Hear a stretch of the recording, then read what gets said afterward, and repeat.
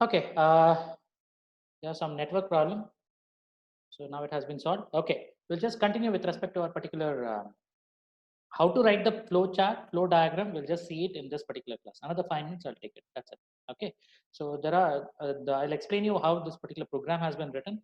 So they have taken 3 variables, which is a delimiter, which will be working as an integer. So then there will be one particular Boolean variable that has been taken, whether a triangle can be formed or not. Just to check for that, they have taken one particular Boolean variable, that is triangle. Output, that is enter A, B, C integers. That is, you need to enter A, B, C values. Once it is done, it will be taken as an input. Input the A, B, C. Then output side 1 as A, side 2 as B, side 3 as C. That's what. The next statement is, if this is a predicate statement, if A is less than B plus C and B is less than A plus C and C is less than B plus C. This is where you are checking for whether a triangle can be formed or not. Based on this, your East triangle will be holding the value. If the if statement executes properly, that means all the condition will be executed properly because it is add. All should be executed. So if it is executed, if all the conditions are checked properly, then your East triangle will be true. Else, East triangle will be false. End of that particular if statement. If East triangle, that is East triangle is equal to true, then if A is equal to, then I'll be just bifurcating that particular triangle into several different flavors. That is isosceles or equilateral or scaling, right?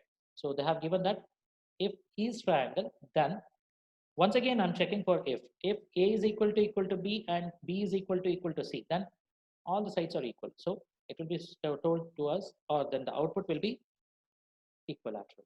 Else if A not equal to B and A not equal to B and B not equal to C, as well as C not equal to A, whatever it may be. If that is the case, then it will be a scaling. Otherwise, else output will be isosceles. End of that particular if statement with respect to else if statement, and then with respect to the if statement with respect to A is equal to B or something like that, we have taken it, right? So for that, this is end if with respect to else if. This end if with respect to your if A is equal to A, A is equal to B or B is equal to C, whatever you are checking it, then else if nothing will be executed, then at last it will be saying that it is not a triangle at all. So then the if statement will be there, then the triangle, whatever the statement, whatever the program is there, that will be end. That's what it has been given. So 1, 2, 3, I'll not take it because it will be as good as it is having no importance at all. It is just a declaration fact. So that's why where our actual process starts is when we output or when we just print type to print that particular messages.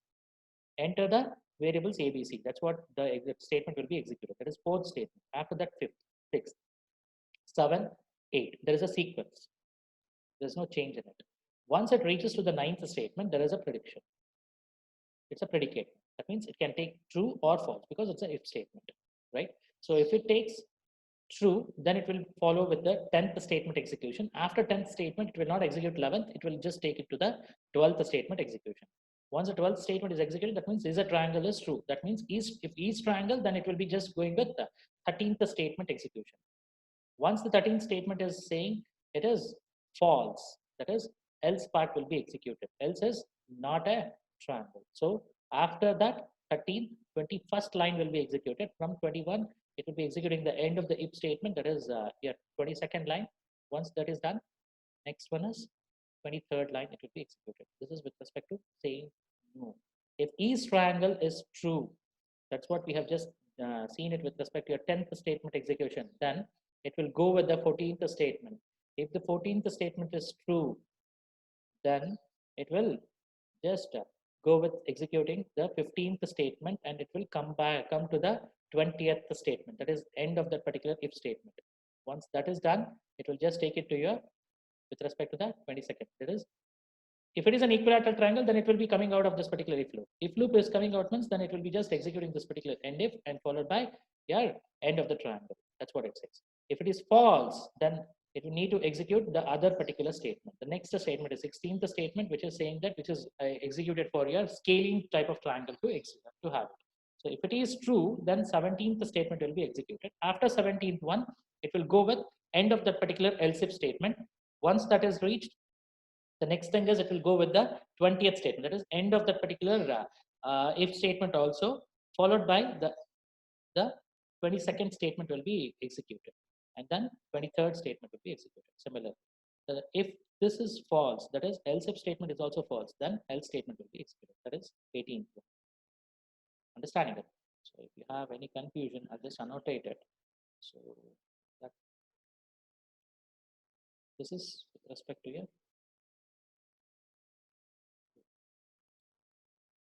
this is with respect to your false. Okay.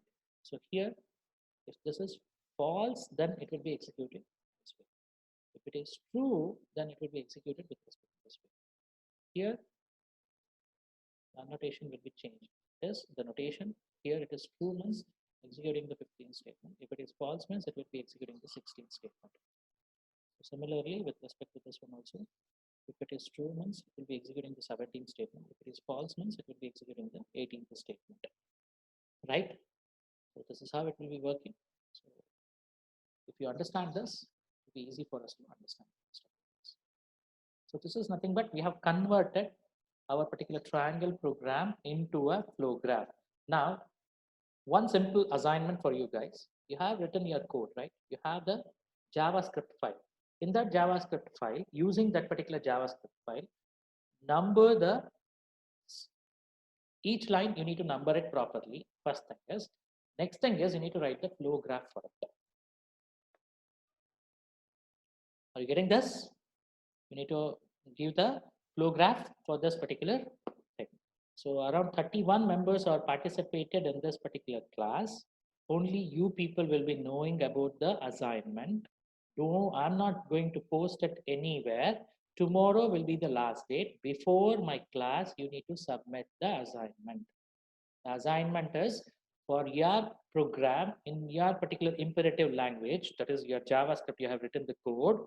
So using that particular code, you need to number the statements. Each statement with respect to that, you need to write the flow graph. Very simple. Okay, it should contain the predicate node if it is having. So this is with respect to this particular program. This program is different. Your program is different. So based on your program, you need to write it. How it will be working, you need to just look into it. Okay, so tomorrow we'll just meet with respect to our regular timing. That is 10:50 class. I'll be having 10:50 class.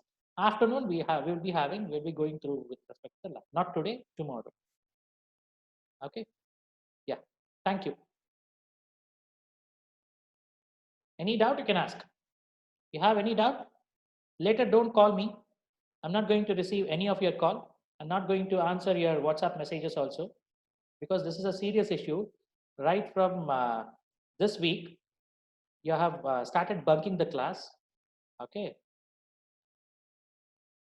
Just check it out, how this will be working out. So for you, I'm not going to blame. For those who have bunked, I'm just blaming them. 17 members are not available today. No problem. Let them enjoy. Not an issue. Once it comes to the uh,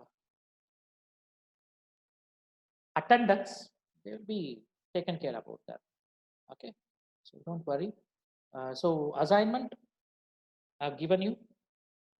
Tomorrow before my class, it should be, you need to have it with your hand. I may ask any one of you, those 31 among these 31 members, I may ask anyone to present it. So be prepared with respect to your assignment. Okay, so thank you very much.